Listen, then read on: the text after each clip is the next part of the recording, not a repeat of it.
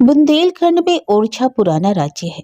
इसके राजा बुंदेले हैं। इन बुंदेलों ने पहाड़ों की घाटियों में अपना जीवन बिताया है। एक समय ओरछा के राजा जुझार सिंह थे, बड़े साहसी और बुद्धिमान।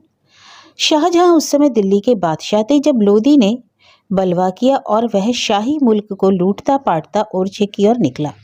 तब राजा जुझार सिंह ने उससे मोर्चा लिया।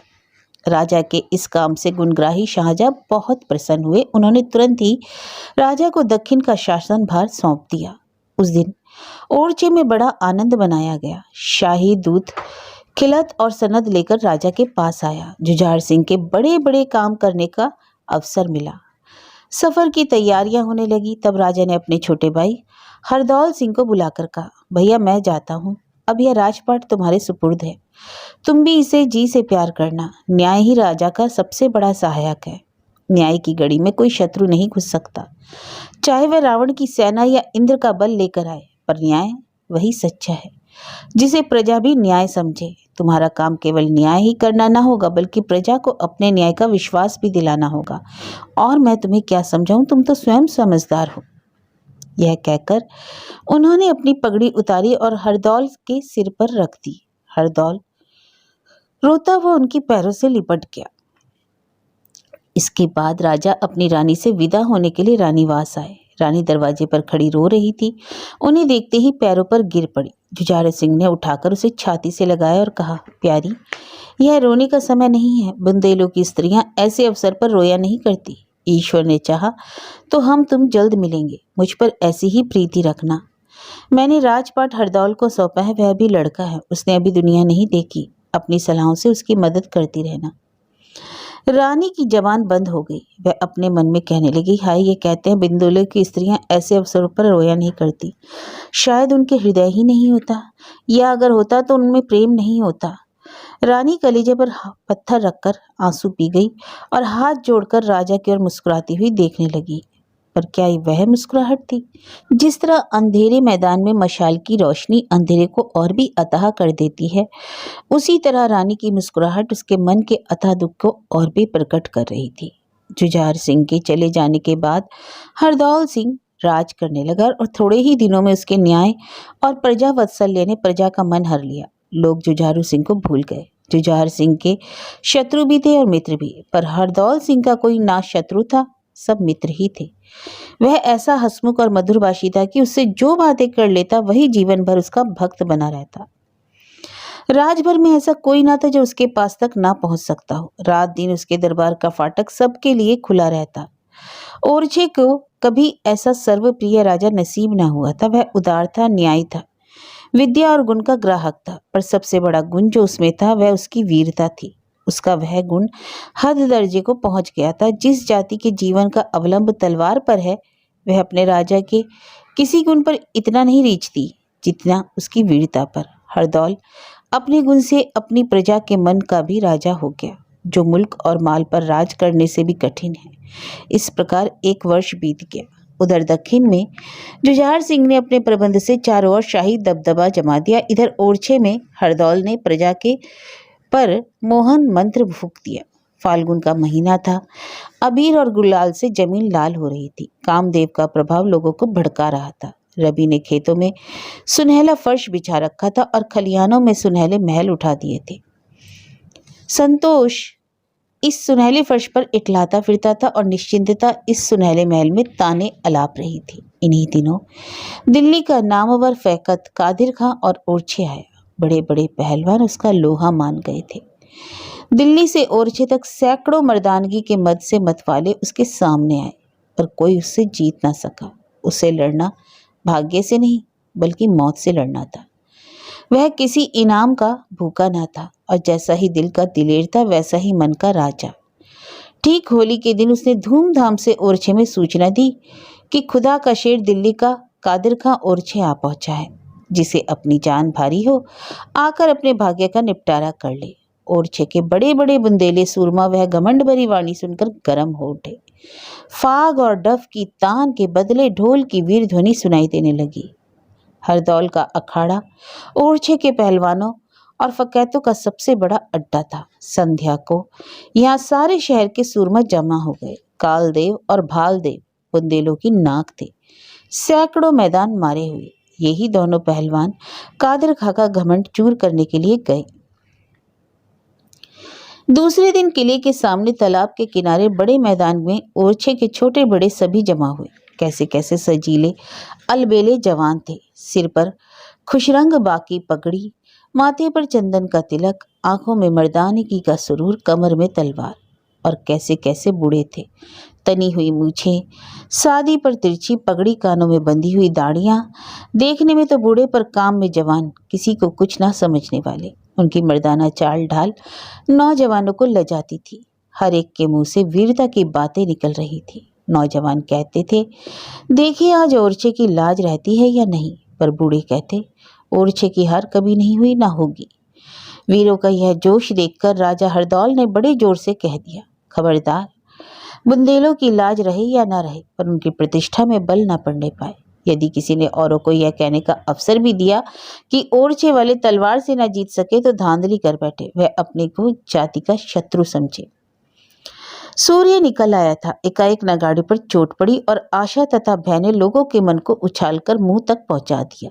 कालदेव और कादर का दोनों लंगोट कसे शेरों की तरह अखाड़े में उतरे और गले मिल गए।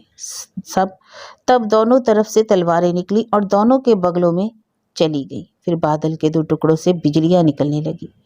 पूरे 3 घंटे तक यही मालूम होता रहे कि 2 अंगारे हैं। हजारों आदमी खड़े तमाशा देख रहे थे और मैदान में आधी रात का सन्नाटा छाया था। जब कभी कालदेव गृहदार हाथ चलाता या कोई पेचदार वार बचा जाता तो लोगों की गर्दन आप ही आप उठ जाती, पर किसी के मुंह से एक शब्द भी नहीं निकलता था। अखाड़े के अंदर तलवारों की खींचतान थी, पर देखने वालों के लिए अखाड़े से बाहर मैदान में इससे भी बढ़कर तमाशा था। बार बार जातीय प्रतिष्ठा के विचार से मन के भावों को रोकना और प्रसन्नता या दुख का शब्द मुंह से बाहर ना निकलने देना तलवारों के बार बचाने से अधिक कठिन काम था। एकाएक कादिर का अल्लाहू अकबर चिल्लाया, मानो मानो बादल गरज उठा और उसके गरजते ही कालदेव ने सिर पर बिजली गिर पड़ी। कालदेव के गिरते ही बुंदेलों को सब्र ना रहा। हर एक के चेहरे पर निर्बल क्रोध और कुचले हुए घमंड की तस्वीरें खिंच गईं। हजारों आदमी जोश में आकर अखाड़े पर दौड़े, पर हरदौल ने कहा, खबरदार, खबरदार, अब कोई आगे ना बढ़े। इस आवाज ने पैरों के साथ जंजीरों का काम किया। दर्शकों को रोककर जब वे अखाड़े में गए और कालदेव को देखा तो आंखों में आंसू भर आए। जख्मी शेर जमीन पर पड़ा तड़प रहा था।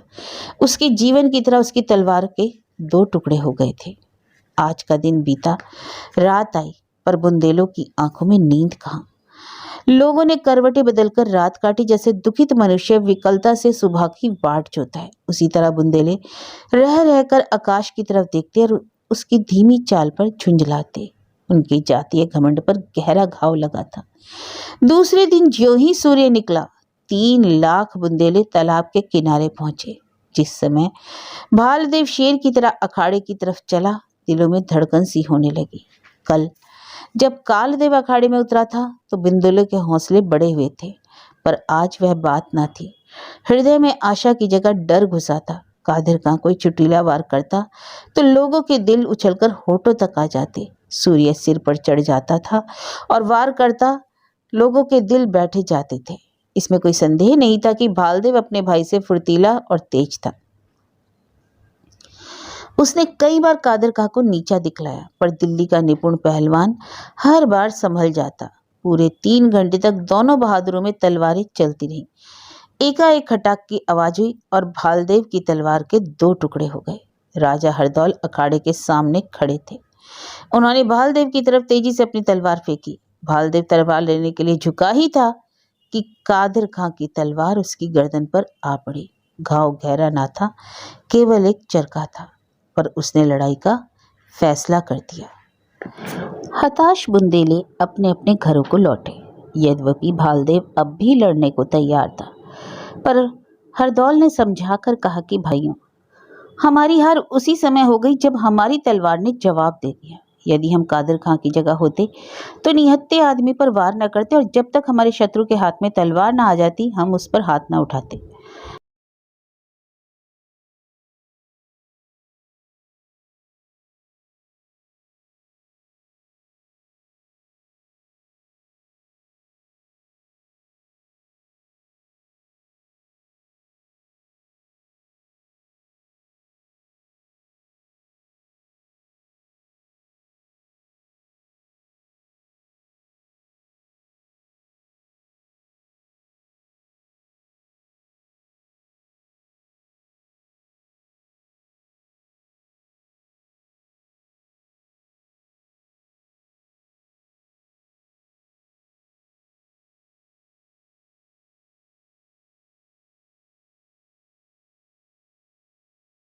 ओरछे की और बुंदेलों की लाज अब जाती है।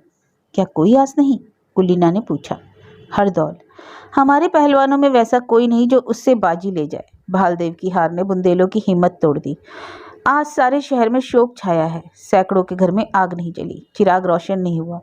हमारे देश और जाति की वह चीज जिससे हमारा मान था, अब अंतिम सांस ले रही है। भालदेव हमारा उस्ताद था। उसके हार चुकने के बाद मैदान में आना दृष्टता है, पर बुंदेले की साख जाती है तो मेरा सिर भी उसके साथ जाएगा। कादर खां बेशक अपने हुनर में एक ही है, पर हमारा भालदेव कभी उससे कम नहीं। उसका तलवार यदि भालदेव के हाथ में होती तो मैदान जरूर उसके हाथ रहता। ओरछे में केवल एक तलवार है जो कादर खां की तलवार का मुंह तोड़ जवाब दे सकती है। वह भैया की तलवार है। अगर तुम ओरछे की नाक रखना चाहती हो तो उसे मुझे दे दो। यह हमारी अंतिम चेष्टा होगी। यदि इस बार भी हार हुई तो ओरछे का नाम सदैव के लिए डूब जाएगा। कुलीना सोचने लगी, तलवार इनको दूं या ना दूं। राजा रोक गए हैं। उनकी आज्ञा थी कि किसी दूसरे की परछाई भी उस पर ना पड़ने पाए। क्या ऐसी दशा में मैं उनकी आज्ञा का उल्लंघन करूं? अगर करूं तो वे नाराज होंगे। कभी नहीं। जब वे सुनेंगे कि मैंने कैसे कठिन समय में तलवार निकाली है तो उन्हें सच्ची प्रसन्नता होगी। बुंदेलों की आन किसको इतनी प्यारी नहीं है? उनसे ज्यादा ओरछे की भलाई चाहने वाला और कौन होगा? इस समय उनकी आज्ञा का उल्लंघन करना ही आज्ञा मानना है। यह सोचकर कुलीना ने तलवार हरदौल को दे दी। सवेरा होते ही यह खबर फैल गई कि राजा हरदौल कादर खां से लड़ने के लिए जा रहे हैं। इतना सुनते ही लोगों में सनसनी सी फैल गई और चौंक उठे। पागलों की तरह लोग अखाड़े की ओर दौड़े। हर एक आदमी कहता था कि जब तक हम जीते हैं महाराज को लड़ने नहीं देंगे। पर जब लोग अखाड़े के पास पहुंचे तो देखा कि अखाड़े में बिजलियां सी चमक रही हैं। बुंदेलों के दिलों पर उस समय जैसी बीत रही थी उसका अनुमान करना कठिन है। उस समय उस लंबे चौड़े मैदान में जहां तक निगाह जाती थी आदमी ही आदमी नजर आते थे, पर चारों तरफ सन्नाटा था। हर एक आंख अखाड़े की तरफ लगी हुई थी और हर एक का दिल हरदौल की मंगल कामना के लिए ईश्वर का प्रार्थी था।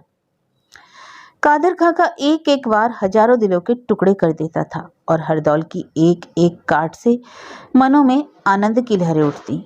अखाड़े में दो पहलवानों का सामना था और अखाड़े के बाहर आशा और निराशा का। आखिर घड़ियाल ने पहला पहर बजाया। हरदौल की तलवार बिजली बनकर कादर के सिर पर गिरी।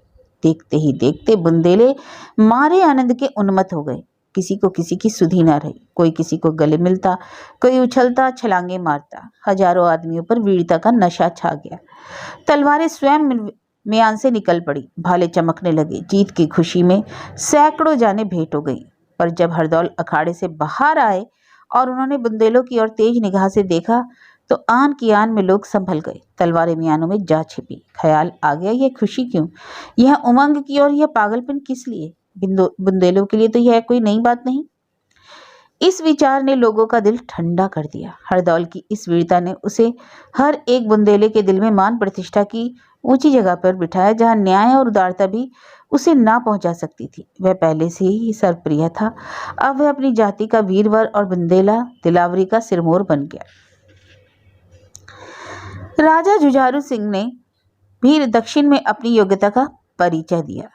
वे केवल लड़ाई में ही वीर न थे बल्कि राज्य शासन में भी अद्वितीय थे। उन्होंने अपने सुप्रबंध से दक्षिण प्रांतों को बलवान राज्य बना दिया और वर्ष भर के बाद बादशाह से आज्ञा लेकर वे ओरछे की तरफ चले। ओरछे की याद उन्हें सदैव बेचैन करती। आह ओरछा, वह दिन कब आएगा जब फिर तेरे दर्शन होंगे। राजा मंजिलें पार करते चले जाते थे, ना भूख थी ना प्यास। ओरछे वालों की मोहब्बत खींचे लिए जाती थी, यहाँ तक कि ओरछे के जंगलों में आ पहुंचे।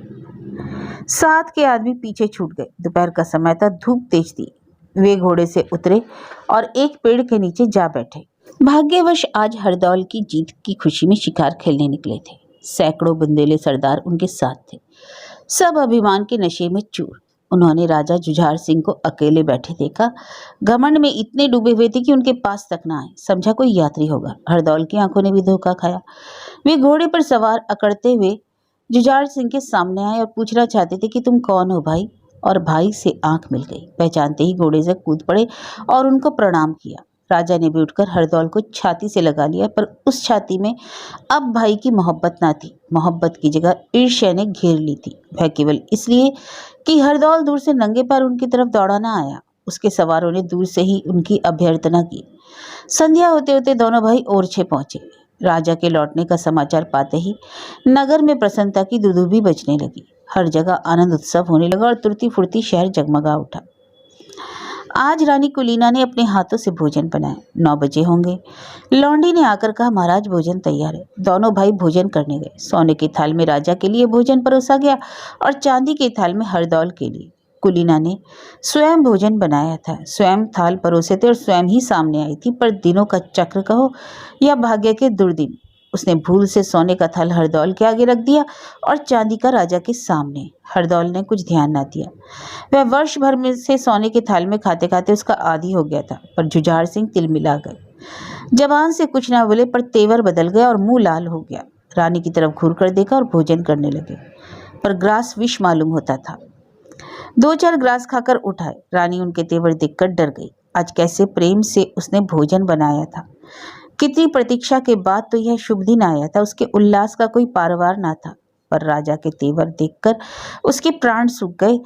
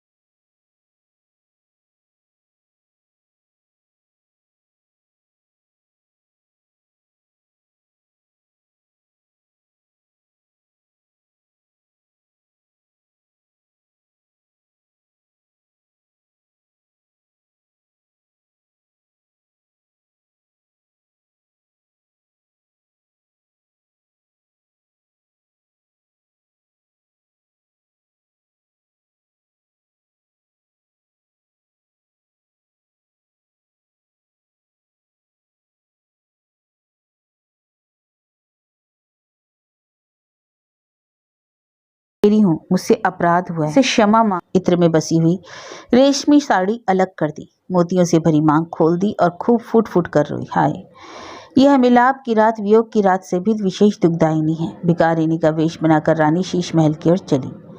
पैर आगे बढ़ते थे पर मन पीछे हटता था। दरवाजे तक आई पर भीतर पैर न रख सकी। दिल धड़कने लगा। ऐसा जान पड़ा मानो पैरों थर्रा रहे हो। राजा जुझार सिंह बोले, कौन है? कुलीना, भीतर क्यों नहीं आ जाती?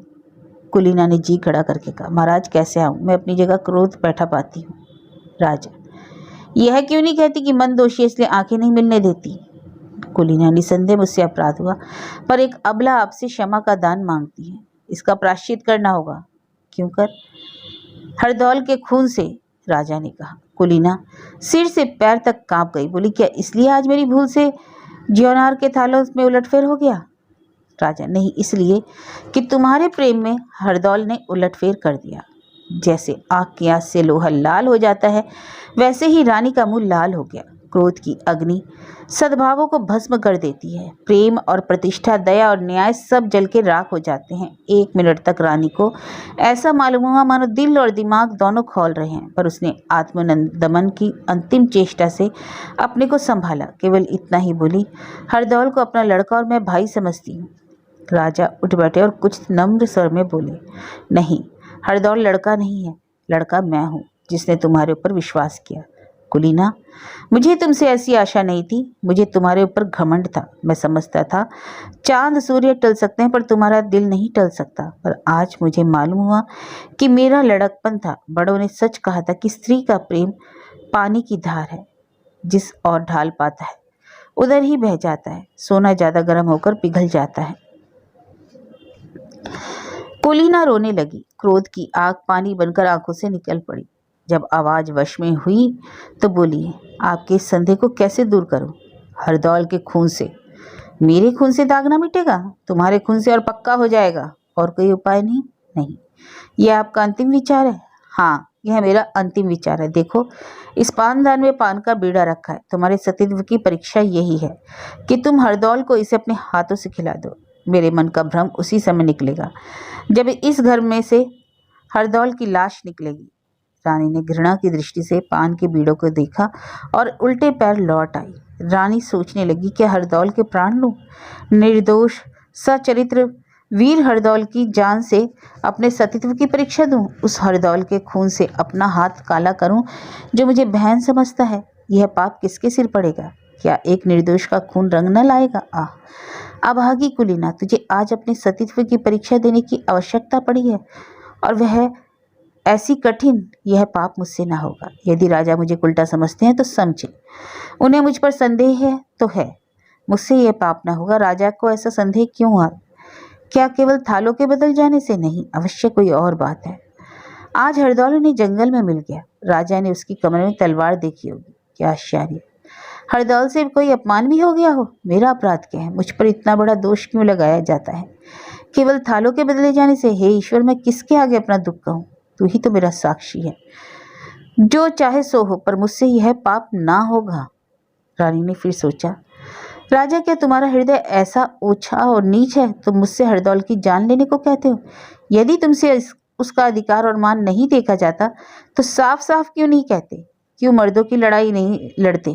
क्यों स्वयं अपने हाथ से उसका सिर नहीं काटते? मुझसे वह काम करने को कहते हो? तुम खूब जानते हो मैं यह नहीं कर सकती। यदि मुझसे तुम्हारा जी उकता गया, यदि मैं तुम्हारी जान की जंजाल हो गई हो, तो मुझे काशी या मथुरा भेज दो। बेकट के चली जाऊंगी, पर ईश्वर के लिए मेरे सिर इतना बड़ा कलंक ना लगाओ। पर जीवित ही क्यों रहूं? मेरे लिए अब जीवन में कोई सुख नहीं। अब मेरा मरना ही अच्छा है। मैं स्वयं प्राण दे दूंगी, पर यह महापाप मुझसे ना होगा। विचारों ने फिर पलटा खाया। तुमको पाप करना ही होगा। तुम्हारे पतिव्रत पर संदेह किया जा रहा है और तुम्हें इस संदेह को मिटाना होगा। यदि तुम्हारी जान जोखिम में होती तो कुछ और हर्ज ना था। अपनी जान देकर हरदौल को बचा लेती, पर इस समय तुम्हारे पतिव्रत पर आँच आ रही है, इसलिए तुम्हें यह पाप करना ही होगा। और पाप करने के बाद प्रसन्न रहना होगा, हंसना होगा। यदि तुम्हारा चित्त तनिक भी विचलित हुआ, यदि तुम्हारा मुखड़ा जरा भी मध्यम हुआ, तो इतना बड़ा पाप करने पर भी तुम संदेह मिटाने में सफल ना होगे। तुम्हारा जी पर चाहे जो बीते, तुम्हें पाप करना ही पड़ेगा। परंतु कैसे? क्या मैं हरदौल का सिर उतारूंगी? यह सोचकर रानी के शरीर में कपकपी आ गई। नहीं, मेरा हाथ उस पर कभी नहीं उठ सकता। प्यारे हरदौल, मैं तुम्हें खिला सकती हूँ। मैं जानती हूँ तुम मेरे लिए आनंद से विष का बीड़ा भी खा लोगे। मैं जानती हूँ कि तुम ना करोगे, पर मुझसे यह पाप नहीं हो सकता। एक बार नहीं, 1000 बार नहीं हो सकता। हरदौल को इन बातों की कुछ खबर भी ना थी। आधी रात को एक दासी रोती हुई उसके पास आई। उसने सब समाचार कह सुनाया। वह दासी पानदान लेकर रानी के पीछे पीछे राजमहल के दरवाजे पर गई थी और सब बातें सुनकर आई थी। हरदौल राजा का ढंग देखकर पहले ही ताड़ गया था कि राजा के मन में कोई ना कोई कांटा अवश्य खटक रहा है। दासी की बातों ने उसके संदेह को और भी पक्का कर दिया। उसने दासी से कड़ी मनाही कर दी कि सावधान, किसी दूसरे के कानों में भनक भी ना पड़े इन बातों की। मैं स्वयं मरने को तैयार हो जाता हूँ। हरदौल बिंदुओं की वीरता का सूरज था। उसकी बाहों के तनिक इशारे से 3 लाख बुंदेले मरने और मारने के लिए इकट्ठे हो सकते थे। ओरछा उस पर न्यौछावर था। यदि जुझार सिंह खुले मैदान उसका सामना करते तो अवश्य मुंह की खाते, क्योंकि हरदौल भी बुंदेला था और बुंदेला अपने शत्रु के साथ किसी प्रकार की मुंह देखी नहीं करते। मारना मरना उनके जीवन की एक अच्छा दिल बहलावा है। उन्हें सदा उसकी लालसा रही है कि कोई हमें चुनौती दे, कोई हमें छेड़े। उन्हें सदा खून की प्यास रहती है और वह प्यास कभी नहीं बुझती। परंतु उस समय एक स्त्री को उसके खून की जरूरत थी और उसका साहस उसके कानों को कहता था कि एक निर्दोष और सती अबला के लिए उसके शरीर का खून देने से मुंह ना मोड़ेगी। यदि भैया को यह संदेह होता है कि मैं उनके खून का प्यासा हूँ और उन्हें मारकर राज अधिकार करना चाहता हूँ, तो कुछ हर्ज ना था। राज्य के लिए कत्ल और खून, दगा फरेब सब उचित समझा गया, परंतु उनके इस संदेह का निपटारा मेरे मरने के सिवा और किसी तरह नहीं हो सकता। इस समय मेरा धर्म है कि अपने प्राण देकर उनके इस संदेह को दूर कर दूं। उन्होंने उनके मन में यह दुखाने वाला संदेह उत्पन्न करके यदि मैं जीता ही रहूं, अपने मन को पवित्रता जताऊं, यह मेरी ढिठाई है। नहीं, इस भले काम में अधिक आगा पीछा करना अच्छा नहीं। मैं खुशी से विष का बीड़ा खाऊंगा। इससे बढ़कर शूरवीर की मृत्यु और क्या हो सकती है। क्रोध में आकर मारू के भय बढ़ाने वाले शब्द सुनकर रण क्षेत्र में अपनी जान को तुच्छ समझना इतना कठिन नहीं। दूसरे दिन हरदौल ने खूब तड़के स्नान किया, बदन पर अस्त्र शस्त्र सजा मुस्कुराता हुआ राजा के पास गया। राजा भी सोकर तुरंत ही उठे थे। उनकी अलसाई आंखें हरदौल की मूर्ति की ओर लगी हुई थी। सामने संगमरमर की चौकी पर विष मिला पान सोने की तश्तरी में रखा हुआ था। राजा कभी पान की ओर ताकते और कभी मूर्ति की ओर। शायद उनके विचार ने इस विष की गांठ और उस मूर्ति के में एक संबंध पैदा कर दिया था। उस समय जो हरदौल एकाएक घर में पहुंचे, राजा चौंक पड़े। उन्होंने संभल कर पूछा, इस समय कहाँ चले? हरदौल का मुखड़ा प्रफुल्लित था। हंसकर बोला, कल आप यहाँ पधारे, इसी खुशी में मैं आज शिकार खेलने जाता हूँ। आपको ईश्वर ने अजित बनाया है, मुझे अपने हाथ से विजय का बीड़ा दीजिए। यह कहकर हरदौल ने चौकी पर से पानदान उठा लिया और उसे राजा के सामने रखकर बीड़ा लेने के लिए हाथ बढ़ाया। हरदौल का खिला हुआ मुखड़ा देखकर राजा की ईर्ष्या की आग और भड़क उठी। दुष्ट, मेरे गांव पर नमक छिड़कने आया है? मेरे मान और विश्वास की मिट्टी में मिलाने पर भी तेरा जीना भरा? मुझसे विजय का बीड़ा मांगता है? हाँ, यह विजय का बीड़ा है, पर तेरी विजय का नहीं, मेरी। इतना मन में कहकर जुझार सिंह ने बीड़े को हाथ में उठाया। वे एक क्षण तक कुछ सोचते रहे, फिर मुस्कुराकर हरदौल को बीड़ा दे दिया। हरदौल ने सिर झुकाकर बीड़ा लिया, उसे माथे पर चढ़ाया। एक बार बड़ी ही करुणा के साथ चारों ओर देखा, फिर बीड़े को मुंह में रख लिया। एक सच्चे राजपूत ने अपना पुरुषत्व दिखा दिया। विष हलाहल था। कंठ के नीचे उतरते ही हरदौल के मुखड़े पर मुर्दानी छा गई, आंखें बुझ गई। उसने एक ठंडी सांस ली, दोनों हाथ जोड़कर जुझार सिंह को प्रणाम किया और जमीन पर बैठ गया। उसके ललाट पर पसीने की ठंडी ठंडी बूंदें दिखाई दे रही थी। सांसें तेज से चलने लगी, पर चेहरे पर प्रसन्नता और संतोष की झलक दिखाई देती थी। जुझार सिंह अपनी जगह से जरा ना विचलित हुए। उनके चेहरे पर ईर्ष्या से भरी हुई मुस्कुराहट छाई थी, पर आंखों में आंसू भर आए। उजाले और अंधेरे का मिलाप हो गया था।